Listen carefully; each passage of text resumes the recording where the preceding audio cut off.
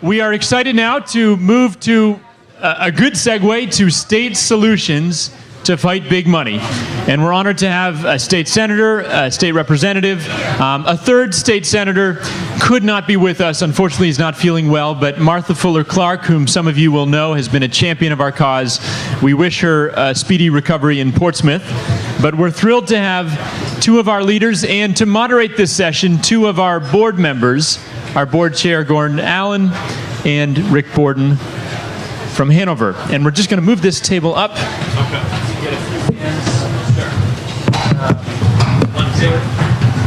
If we get two in the middle and one on each end.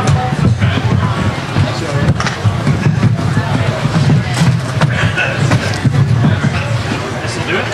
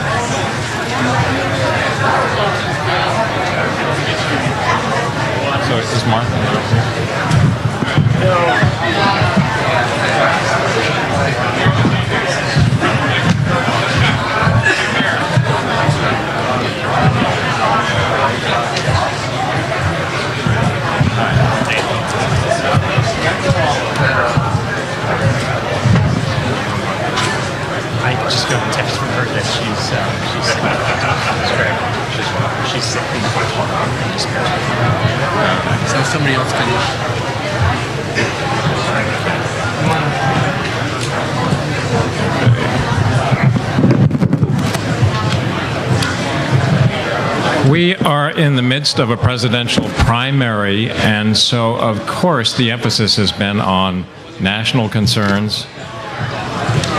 But we have to be careful not to forget that all these issues that we're talking about, all these problems with campaign finance and related issues at the national level, filter down to the state level. And they are here in New Hampshire, and they're getting worse.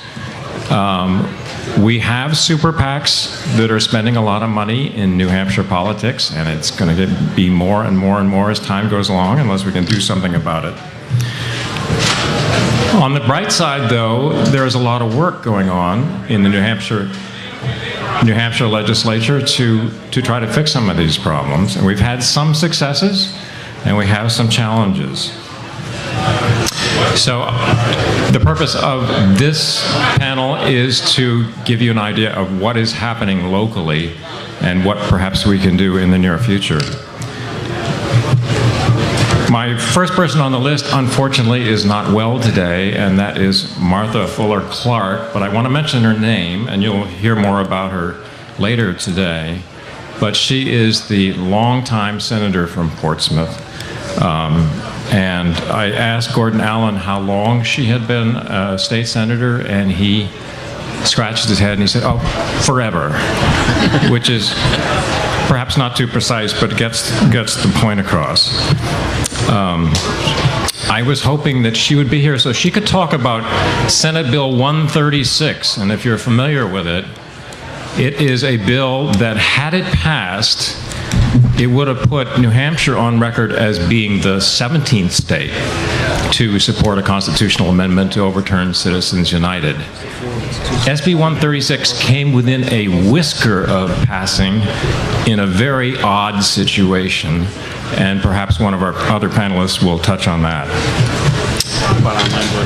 So let me start at the far end. Representative Wayne Burton has been a college president. He is a ranking Democrat on the House Election Law Committee and has been very active dealing with issues around voter access, and redistricting. And we just heard a lot a moment ago about the importance of redistricting. We have redistricting issues. We do have gerrymandering issues in New Hampshire. It's not just a national phenomenon. Then in the center, Dan Feltus. Dan is a first-year senator, or first-term senator from the Concord area.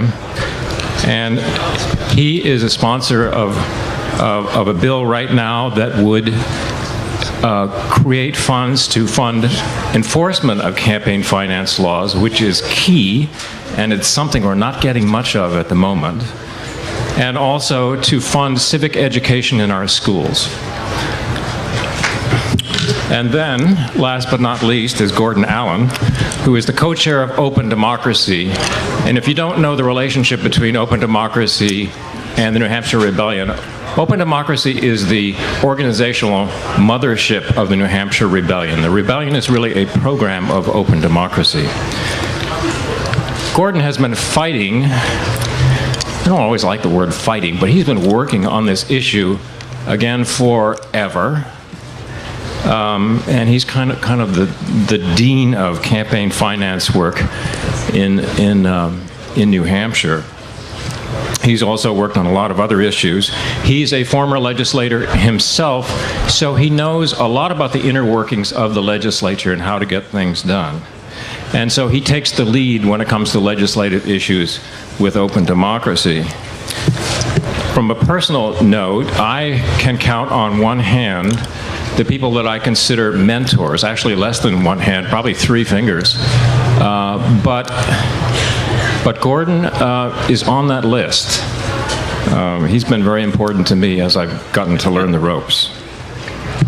So I'm going to ask these committee members to spend between 5 and 10 minutes giving their take on the various bills and issues where we've had successes or failures recently, and bills that are now in the legislature and that we're dealing with.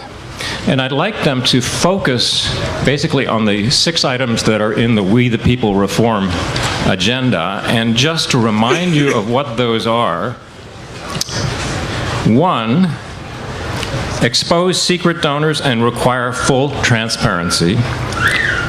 2, ban bribes from lobbyists and government contractors. 3, ban super PACs and overturn Citizens United. 4, establish small donor citizen-funded elections.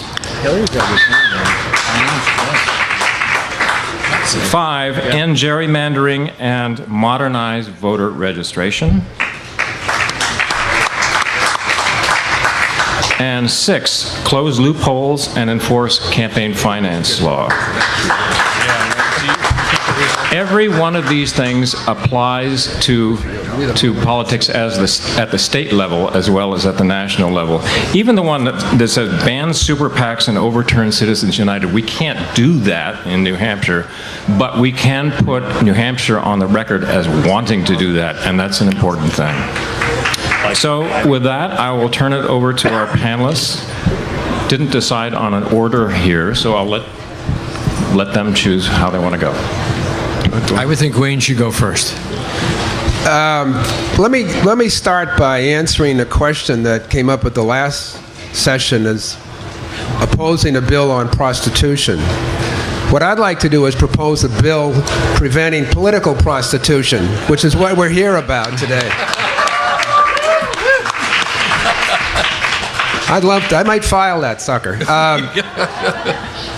Senate Bill 136 would start New Hampshire on the road to overturning Roe v. Wade. We knew we were in trouble when the bill was assigned to the Legislative Administration Committee in the House. That's a cemetery for controversial legislation. I went to the meeting that group had, and as it turned out, one Democrat flipped to the Republican side, and they voted it inexpedient, and that's the way it came to the floor.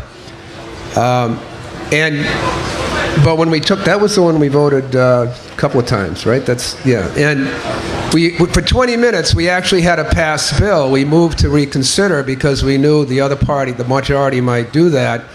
And an odd thing happened. The voting machine broke down in the House. And the whips went running around the building finding enough votes, because we won by, I think, 8 votes, something like that. And when they got enough people back, we had another vote and we lost. But for 20 glorious minutes, New Hampshire was on record as being opposed to Citizens United. Bill, I'm also sponsoring a bill that would call for a commission to do redistricting in New Hampshire. Our redistricting system, is, everyone agrees, is deeply flawed and politically embedded. It's the majority party, whether Democrats or Republicans, shouldn't be in charge completely of redistricting. It's such an important piece. This bill would form a commission similar to used in other states that's a little bit arm's length, but it had a provision in it that I liked very much, which required public meetings in the districts themselves. I watched this process happen in Massachusetts during their last redistricting, and it was really, really heartwarming to see 300 people in the public come out to all of the meetings to comment on redistricting, and I think it made for a better process. The redistricting bill, we tried to get an interim study on it in committee last week, but the majority party voted to report it out ITL. We have written a minority report. We're very good at that these days, and we're going to fight it out on the floor of the House next Wednesday. When I was asked to speak on this panel, I was asked to provide a list of bills I had submitted, or others, to promote voting. And we had done some of that, but I commented to them that most every bill we had this year, the effect would have been to suppress the vote.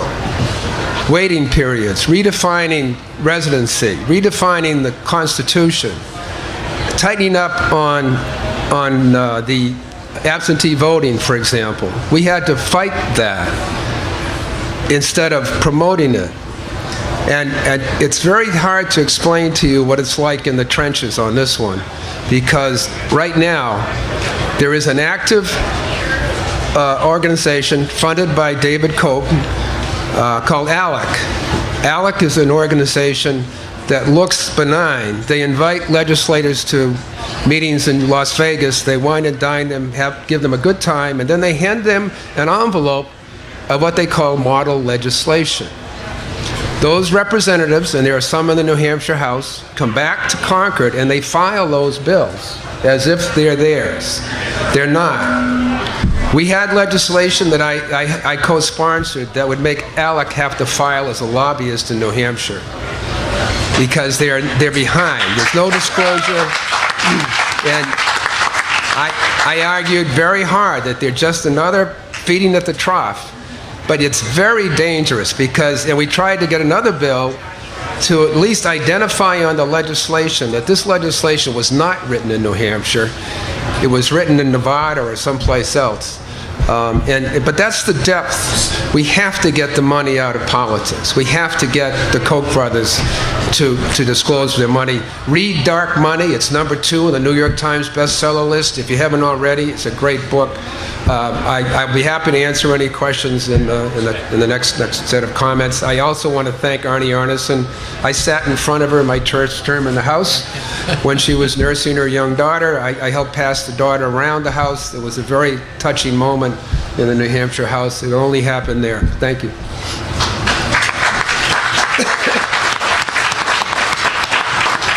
But before our next speaker, I just want to reiterate the announcement that the noise in the back of the room is making it difficult for some of the people up here to hear what's going on.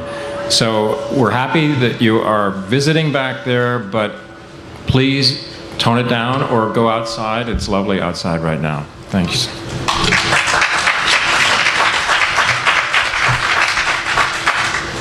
What's up, New Hampshire Rebellion? It's great to be here with you. Everybody here in this tent is an activist, and that's what this is all about. You don't have to serve in the state senate or the state house to be an activist. That's what democracy is all about. You're an activist. You're participating in our democracy, and it's an honor to be here with you today. We want to talk about a couple bills that are in the state Senate. One is Senate Bill 502, which establishes an online voter registration system. Senator Betty Lasky has taken the lead on it. I've been working with her. We've made significant progress working with the New Hampshire Secretary of State's office. It's going to come to a vote at some point in the Senate floor, but it's certainly consistent with number 5 of the We the People pledge. Modernize voter registration.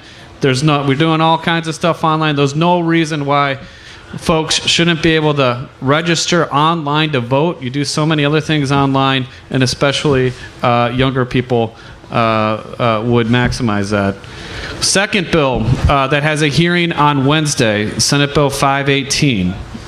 This establishes a registration fee based on gross expenditures imposed on PACs and super PACs. The registration fee would be 2.5% for the first $500,000 in expenditures, and then 5% after on PACs and super PACs.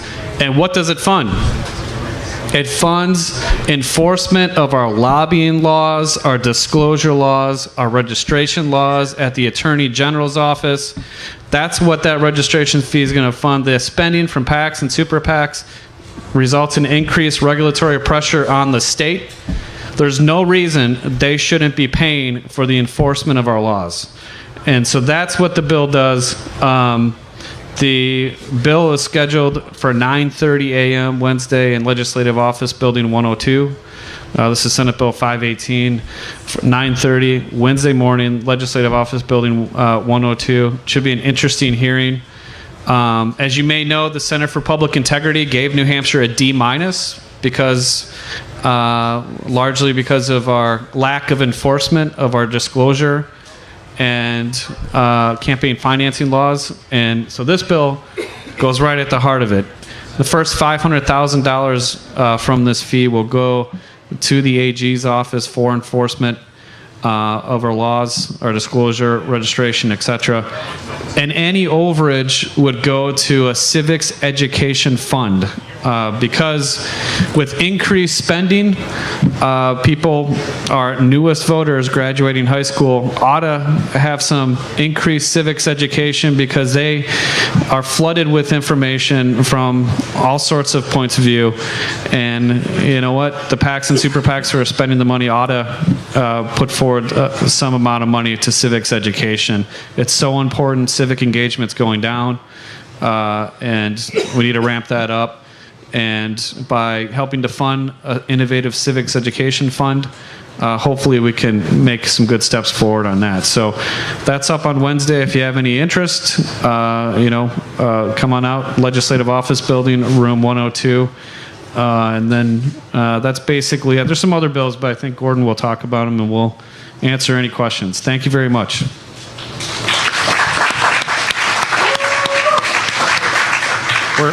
We're going to take a very slight break here for a special thing. Dan Weeks is going to tell you all about it.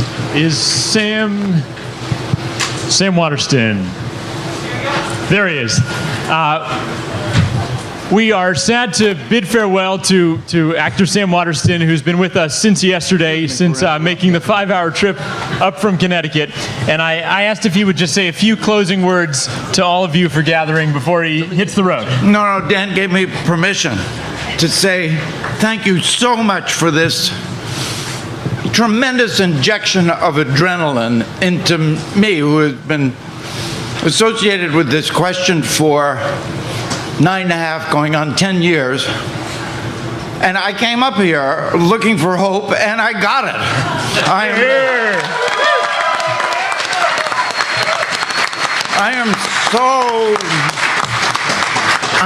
I really feel like this is a turning point year for this question. It's on everybody's lips, and I really do believe that something's going to happen. And I thank you from the bottom of my heart for the years that you have put in and for keeping the faith. They're here. Thank you, Sam. If you didn't get to hear Sam last night or this morning, look on ABC Channel 9, WMUR tomorrow morning. He'll be on Close Up and various other media. We're so grateful that he traveled up many hours from Connecticut through the snow yesterday and back to the panel. Thanks.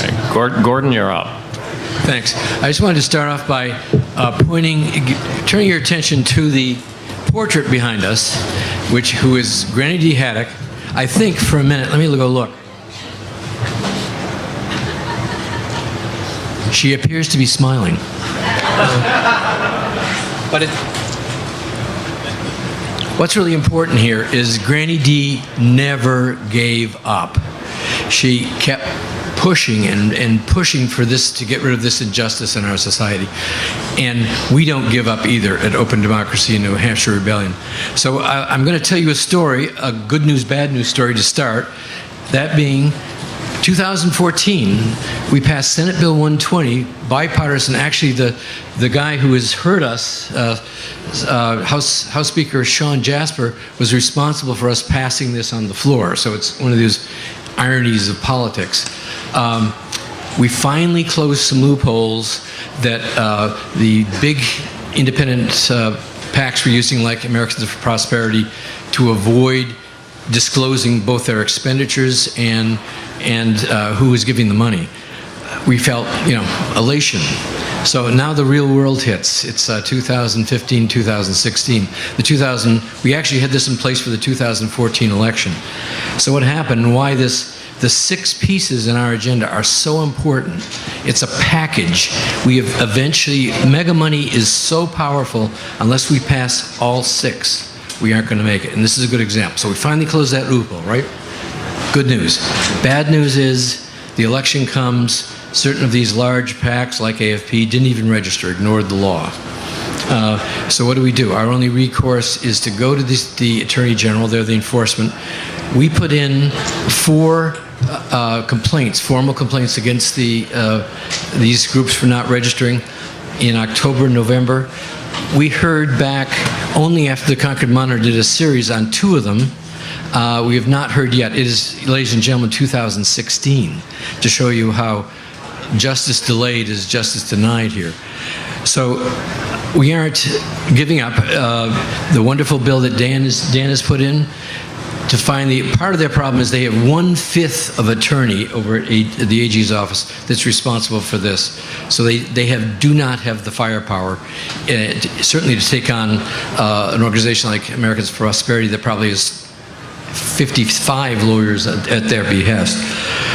So that gives if that were to pass, that gives the AG some real money to enforce the law. Secondly, Senator Pierce has filed a bill at his and our suggestion that for the first time would give individual citizens the right to challenge that law, and we wouldn't have to go through the AG's office. Ironically, the AG is supporting that, which is interesting. So we have to get this good news happening, we have to have enforcement. If we don't have enforcement, all this other good stuff that we pass just will not come to pass. Very quickly, a few of our other bills, and the gentleman to my right, Rick, has this absolutely, in terms of modernizing the reporting process, he's come up with this clearinghouse idea. It's like having a PayPal kind of online banking system for reporting campaign finance reform. Miraculously, it got through the committee with a unanimous bipartisan vote, and we have bills for a commission to study this.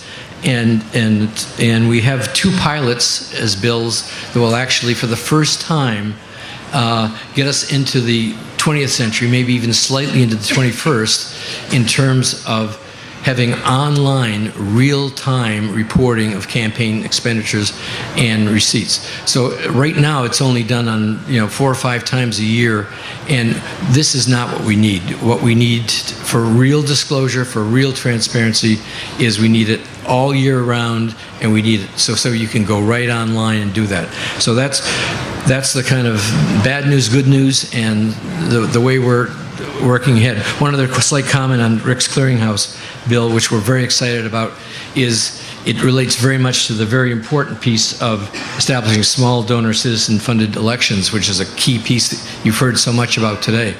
This clearinghouse provides a mechanism to do this efficiently and effectively. These vouchers show right up in this database, and it also, in terms of what Wayne was talking about, some of this alleged voter non-existent fraud, because all the voters register on this database and have a number, it really prevents any possibility of double voting. So we're moving ahead on those. I wish we had better news on the disclosure. We could be telling you exactly how much these guys are spending now, but we can't. Thank you. I want to follow up on one thing he said. The Secretary of State in New Hampshire cannot be relied upon to enforce all the voting laws. I say that with some trepidation. The fact that the bill, and I'm a co-sponsor with Senator Feltz, is assigning the Attorney General's office to do it is important. In House elections, we're told time after time that there's rampant voter fraud in New Hampshire. That is an insult to the wonderful moderators and election workers that do monitor the registration process. I've come to believe that when it's said by some people in Secretary of State's office is rampant fraud, they're not referring to people breaking the law. They're referring to the laws we operate our elections under that they think are fraudulent. Well, you can't pick and choose from the Constitution. You can't pick the Second Amendment to protect your right to an AK-47 and then down the very section of the Constitution that allows everyone to vote that has a legal right to do so. And I think that's important. Absolutely. In 2004, I was a delegate to the DNC in Boston for John Kerry. And every morning I had breakfast with Granny D. She was at the table. She was making, I said, what are you doing here? I'm making sure you folks pick the right candidate and you let him know that campaign finance reform is the most important issue we face. So Granny D sat at the end of my table, and every single wannabe president that walked in got her a lecture from Granny D on what was important to her. What a remarkable woman. I mean, amazing what she did, and she meant so much to us. I'm on the bill with Senator Feltz that's being heard Wednesday, and I think that's important. And let me just say this. My best friend, my first term in the House, was the first socialist I supported. And his thing was, because I ran for Congress for a week, and the fundraising was so odious that I withdrew from the 1st Congressional District, even though I was unopposed in the primary, because I was told I'd have to raise $700,000. And I was told I would have to take as much money as I could get from who would ever give it to me. I was told to go to Washington, pass the hat among the PACs and the heavy money people. I refused to do so because I really believed that I did not want to owe anything to anybody other than the people who elected me, which is the way democracy is supposed to work. So I withdrew from that race. And my friend from Franklin said it's a very simple election finance law, and here it is. You should not spend any more on an election than you'll make if you'll win. Now, when you think about that, I think that's a pretty good rule. You have to, $100, I never spent more than $200 to win a House seat. What, $400,000 to be President of the United States? Why not? And I've always thanked him for that advice. Let me just add to Representative Burton's comments on the bill. He's been a leader on these issues for a very long time. Senator Fuller Clark, who couldn't be here, is also on Senate Bill 518. And we have 2 Republican House members, too. Representative Dave Kidder and Representative James Devine, Republicans in the House. It's a bipartisan bill. You know, there's PACs and super PACs that lean progressive, that lean conservative. It doesn't matter if you spend money in the state. This registration fee would apply to everyone, and you know it will fund the types of things that, you know, Representative Burton and Gordon and Rick and everybody else have worked so hard on. Senate Bill 120 not being enforced. Not being enforced. Meaningful progress on disclosure and registration, but it's not being enforced. And so that's what we got to do. It's the next step. We need to make sure that the AG's office has the resources to enforce it. And the best place to come from, registration fee on the PACs and super PACs who are spending the money, increasing the regulatory pressure. Any other comments?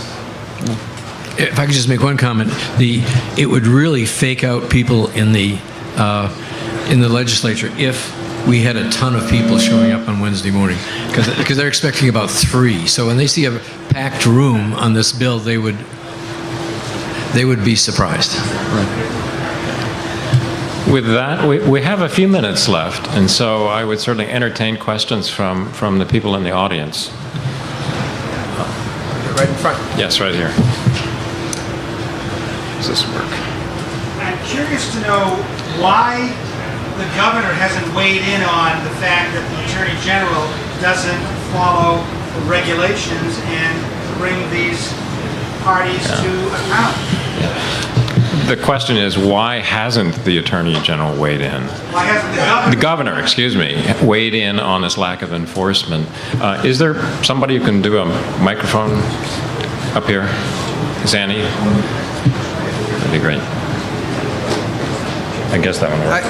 I think the governor did add more money to the budget for that, but you can't enforce regulations that don't exist, and it's up to the legislature to do that. And I think that's what she's certainly supportive of this type of legislation. Yeah, she proposed it. It didn't.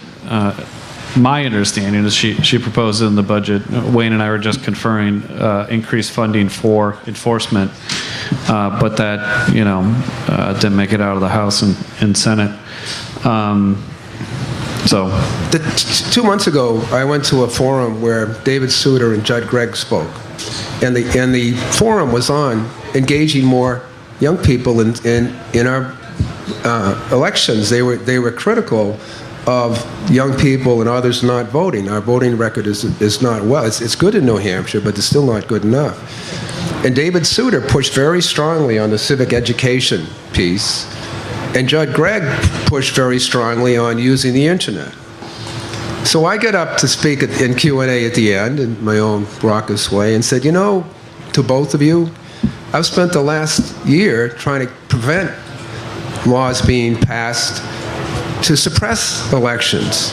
Do you understand that that's the motion, quite frankly, that's coming from your party? And I'm sorry to be impolitic, but that's the truth. And then I said, why don't we let people register online or even vote online? I mean, I said to Senator Gregg, who absolutely opposed this, did you transfer some money between your money market account and your checking account this morning online? Lots of money? And you don't think that's secure enough to have somebody vote? Well, I wasn't too popular at the cocktail party afterwards, but we have some serious questions about how to move this state forward, not backward. Standing in the middle doesn't work. You've got to get out there and work for modernizing our voting laws. I represent the University of New Hampshire, and it's such a great thing to see several hundred students show up to vote for the first time, many of them. They register legally, and they vote. And I pointed out to some of my friends on the other side of the aisle that Scott Brown's bus was bigger than Gene Shaheen's. And because we're getting students interested. Let's not pass any laws that in any way diminish their enthusiasm for exercising their right. And I think that's hopefully what will happen.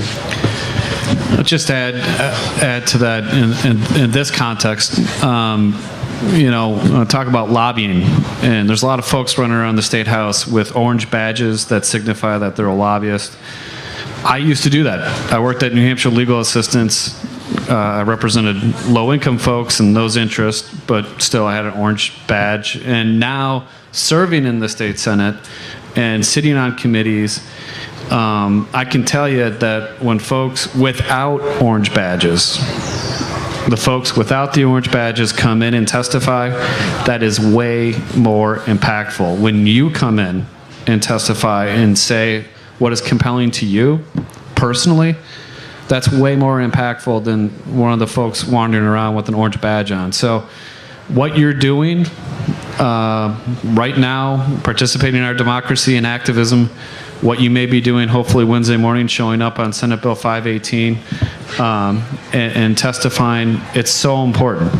It's so important, and it really does make a difference. I think, sometimes we wonder if it does, but I can tell you, it makes a huge difference. It really does. So keep up what you're doing. And just one comment. I just wanted to make it absolutely clear that this lack of enforcement by the AG is not accidental. This is not a fluke. This is part of, you probably all heard of for years and years, the so-called New Hampshire Advantage. And what the New Hampshire Advantage, which is like almost dogma in the legislature, unfortunately, means smaller government, cut government, and no new taxes. So when you paint yourself into that corner, what ends up is certain very vital functions like enforcing the laws that are basic for the integrity of our democracy are not funded. This year alone, the Secretary of State has testified on 4 bills, I heard, that it's somewhat complicated, but the federal government gave us $17 million worth of HAVA money back in, I think, 2002. We are just holding that in a pot. It was to make voting easier. They're holding it in a pot so they don't have to spend any state general money to improve the voting. So this is all part and parcel of the mega money controlling the agenda, and no, we can't possibly raise taxes regardless of the fact that we all sitting here know very well that if we don't have this enforcement, then the whole integrity of our voting and democracy is in trouble.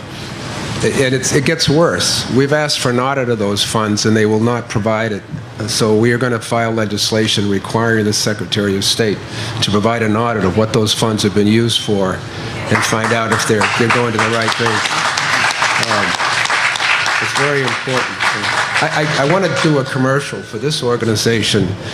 If it weren't for Representative David and others who they literally sit in the House Elections Committee room all the time, testifying for reasonable voting laws and protecting voting rights. They're there all the time. The ACLU, this organization, League of Women Voters, without them would be lost because they have to pay attention when those folks weigh in. I think in the Senate the same way. But when you come, it's even different. They may look like they don't notice you're there, but they do, I can tell you that. Absolutely. The Help America Vote Act money, the HAVA money that Gordon and Representative Burton was just referencing, in the Senate Bill 502, Senator Lasky's online voter registration bill, to set up the system, we put a provision in there that it will be HAVA money, Help America Vote Act money, to fund that system to get it up and running. Other states have used HAVA money to do it. As of right now, the Secretary of State's office doesn't want to use the money that exists to set it up, but we're going to continue to work on it to try to move that forward. It's reasonable. The fiscal note on it is a little high. It's about $1.9 million. We don't think it should be that high, but nevertheless, with over $10 million plus in HAVA money, and other states using their HAVA money, Help America Vote Act money, to set up their online registration system, we think we ought to use that money to set up that system. So we'll keep fighting on that too. The one caveat on that, we have the Secretary of State of Kansas coming to New Hampshire on Thursday at 8:30 to talk about databases and push their plan. Well, there's a lot of concern about the quality of databases. There's also the concern of some people that happen in Ohio and elsewhere where you can flip a switch and change the votes.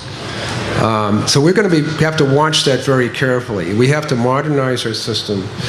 We have a statewide database now, but how that's done and who controls it is, apparently they've eliminated a lot of voters in Florida because they had a little difference in their surname kind of thing.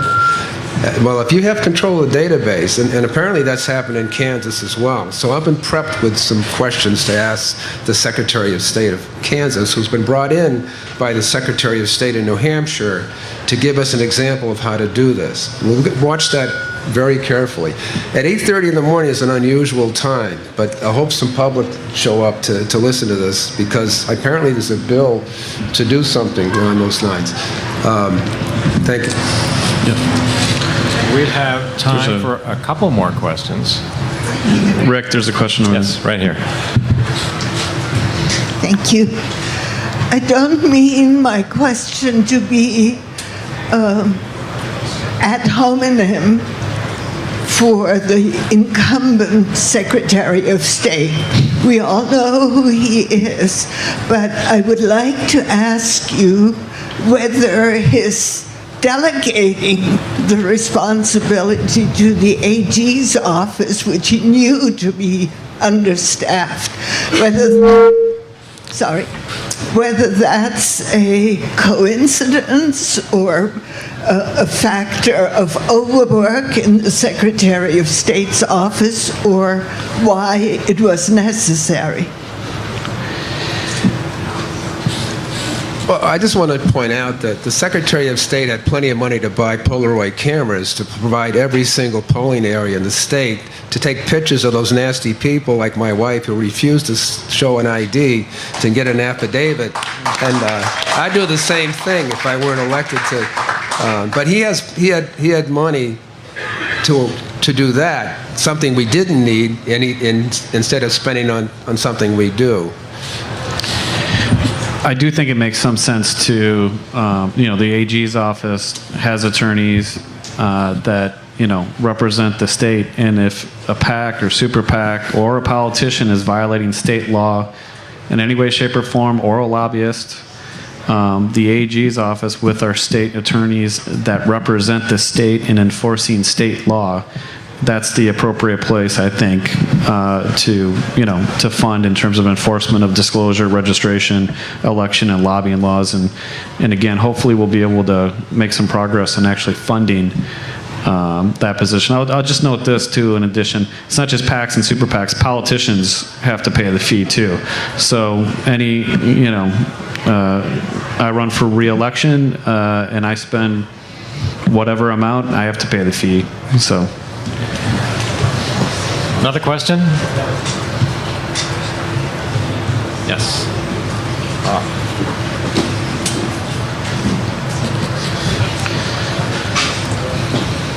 You've mentioned that in 2002, the feds, under the Help America Vote Act, and that's Help America Vote Act, sent the state of New Hampshire approximately $17 million. Do any of you know how much is left in that account? It's 12 million, plus or, as the Secretary of State says, 12 million plus or minus 300,000, which does not give you confidence in their financial accounting. Thank you. We've got another one over here, Rick. Where am I looking at? It's hard to see. Oh, yes. No. She's in the light. Yes, right here. Right here. Kath Allen again. One of you talked about the civics course and having people go to Concord. What about having, whoa, powerful. What about having the rebellion put out the bill numbers, significance of that bill, so that people can contact their reps? And as for the civics one in high school, I won first place with Value Historical Society in my civics class. Nice. But it's important because a lot of people won't go to Concord, but they can put their say in. Just that would be great. A quick note. There was a House bill passed requiring school districts to offer civic education. It was done, I think, last week, and it's going to go to the Senate. Civic education is fine. But as I said to Bill Gardner once, instead of memorizing the dates of this and this and this, you should be telling people how important it is to participate. I'd rather have students learn about the voting process and what it means to them than have to memorize the names of the Secretary of States. And so that's what I'm concerned about. Well, that is like 30 years well, my daughter graduated 30 years from college after I did, and asked her about her law class she took. She said, we read a book and we talked in class.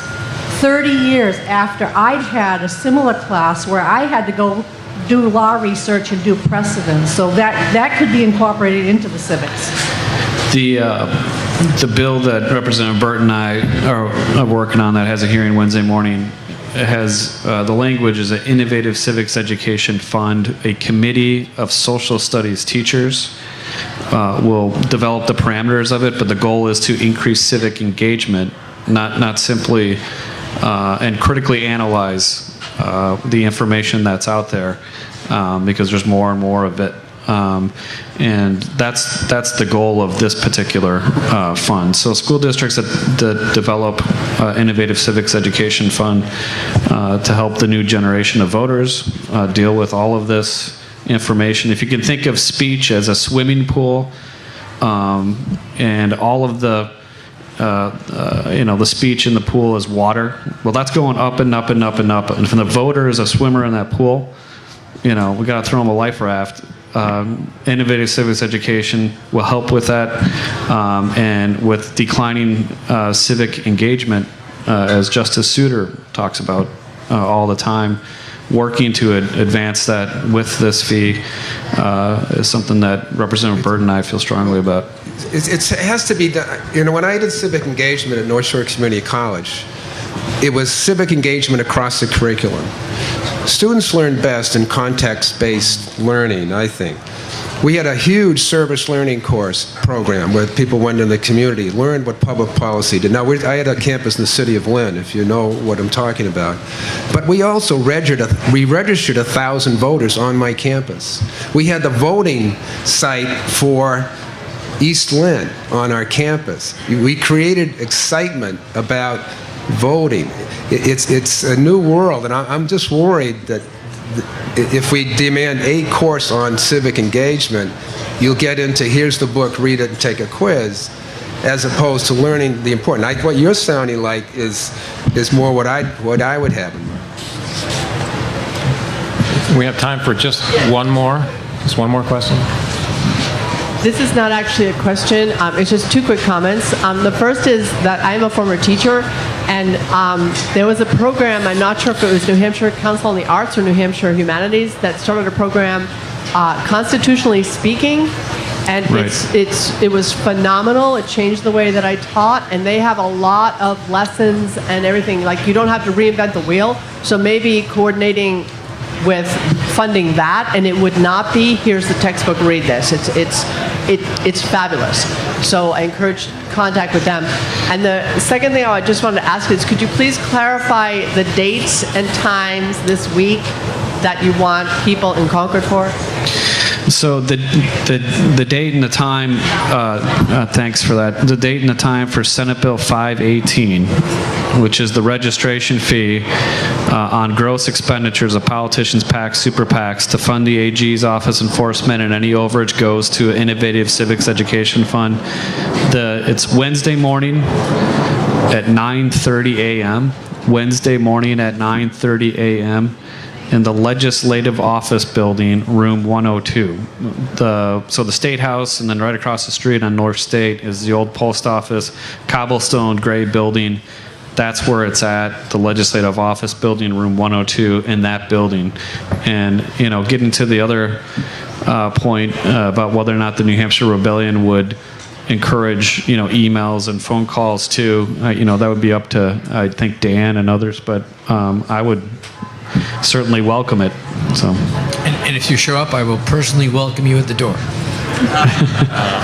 We do have one more question, and then we really have to close up.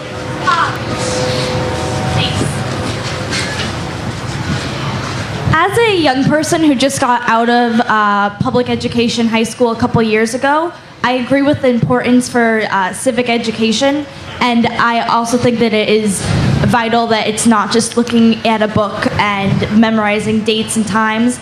I was wondering what your thoughts are on having it be on including a service learning or place-based education aspect so that students could tie what they're learning into working with and helping their communities. 85% of my students who did a service learning project reported they also did better academically on their other programs, which they did, because it gives them a reason. A student goes back in their community and works at a battered women's shelter, and then comes back to campus to talk about that experience. And all of a sudden, you ask them the question, how did that condition get to exist? Then they start to realize the importance of public policy, or working in a soup kitchen, or tutoring kids. That's how you get them engaged. It's relevant to them and their friends and their lives, which is especially true in a city like Lynn, which is a minority-majority city. I agree with you that we had tremendous success. It was 10 hours a month, I think, something like that. And I took a whole group to New Orleans to rebuild the Lower Ninth for 3 years. That was a service. Boy, when they came back, they wanted to vote. They wanted to find out why our federal government wasn't there, and they had to send volunteer college students in to rebuild the Lower Ninth when we were sending National Guard troops over to Iraq someplace to fight, but they didn't have the money. As soon as people start asking themselves those questions, that's when you've got them engaged, and then they start paying attention to candidates and what they're saying. With that, I'd like to thank our panelists very much. And I hope you gained an appreciation for the kinds of issues that are coming up in the legislature in New Hampshire, and also an appreciation for the very talented people who are helping us out in Concord.